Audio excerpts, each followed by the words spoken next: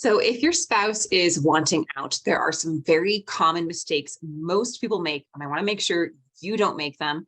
So watch this video to the end because the last one's really going to surprise you.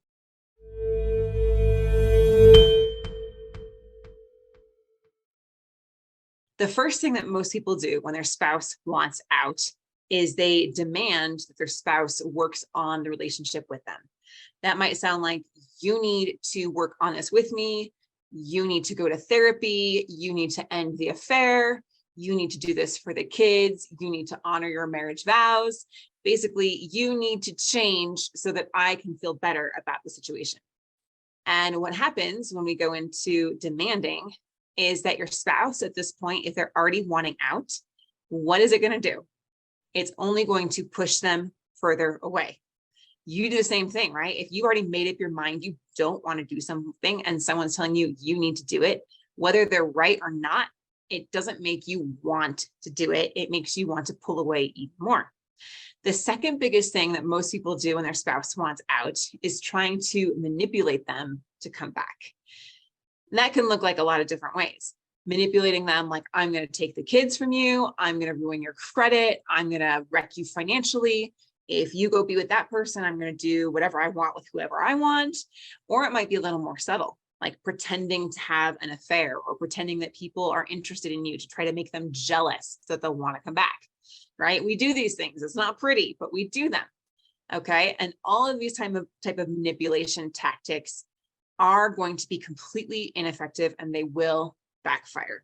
Even if they worked and they did have your spouse come back to you, they're not what you really want, because you don't want to force your spouse to come back or manipulate or threaten them into being with you. No, you want them to be with you because they want to be with you and they love you for who you really are, right? So be very careful of any manipulation or scare tactics. The third one is probably the most common, and that is begging, pleading, and acting out of desperation. Please don't go. Please come back to me. Please, please, please, please, please. I'm begging you. I'll do anything. Just give me another chance. Does that sound familiar? Leave a comment if it does. Let me know. Which of these sounds most like you? Have you done one or maybe even all of these? Okay. If so, you're not alone. So begging, pleading, and acting out of desperation does not feel safe to your partner.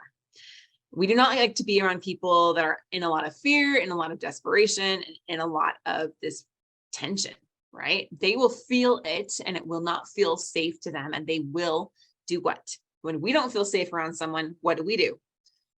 We create space, we create distance there. And so your spouse is going to do the same thing. All right. The next most common thing that we see people doing is freezing and doing nothing out of fear. We go into fight, flight, or freeze mode, and our body responds to this emotional trauma as if it were a physical threat. Our brain actually can't tell the difference between a physical and an emotional threat. And so it responds in the same exact manner. Our brain pumps out cortisol and epinephrine, and we go into fight, flight, or freeze mode. In freeze mode, sometimes we don't know what to do. We're afraid of doing the wrong thing, so we end up doing nothing. Does that sound familiar? If you do nothing, though, if you aren't proactively taking steps to turn the situation around, is it just going to fix itself on its own? You can see where it's headed. Not a good place to be, correct? Another one is a bit of a myth. And this one is that to save your marriage, you should work on yourself. Now, improvement is good. Self-improvement is great. But there is a very big misconception that all it takes to turn your marriage around is just to become a better version of you.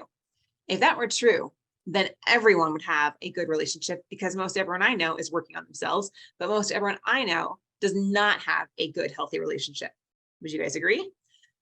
So working on yourself is good for you, but you need very specific action steps that are proven to help you turn this situation around, rather than just leaving it up to some kind of personal development program. Right? You need guidance, you need action, and you need to know what actually works instead of guessing at what works. Working on yourself in and of itself is not the solution. Now, this brings us to number 6, which is taking the advice of your friends and family members. Oftentimes, their advice might come from a good place and they might love you a lot. But the reality is most people do not have a healthy, functional relationship, even if it looks like it on the outside, because 92% of couples are either A, divorced, or they are B, unhappy in their marriage.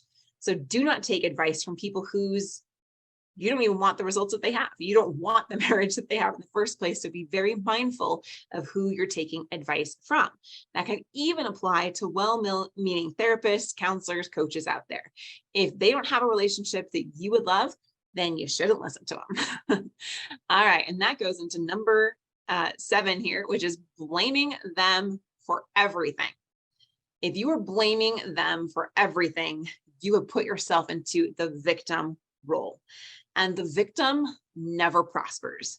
The victim only creates more sorrow for themselves and usually others as well. So what you want to do is you want to recognize that you have accountability here. Yes, there are things that are their responsibility. Yes, they've made the choices that they've made, but you have also made the choices that you've made. So having accountability and recognizing what your part is in this situation will help put you out of the victim role and put you into a state of empowerment where now you can get active and do things about what has created this in the first place. You can learn what you didn't know before, so these same painful things do not continue to repeat themselves in your life. And that brings us to the surprising last one, number 8, which is blaming yourself for everything. You would be surprised how often I see this, where people are completely berating themselves. They're taking all the blame upon themselves. They're saying, if only I did this, if only I did that, if only I'd known this. And the reality is, it's not your fault. Yes, you do have accountability, like we talked about, but it is not 100% your fault that you're here. Your spouse also has accountability for their part in this situation. And like I mentioned before, 92% of people do not know how to have a healthy relationship. So it's really not your fault that you have not been taught these things. The good news is that you can learn. They are skills that anyone can learn to have a healthy, functional marriage that is fulfilling and feels secure and good to both of you. So those are the top 8 things not to do to turn your marriage around.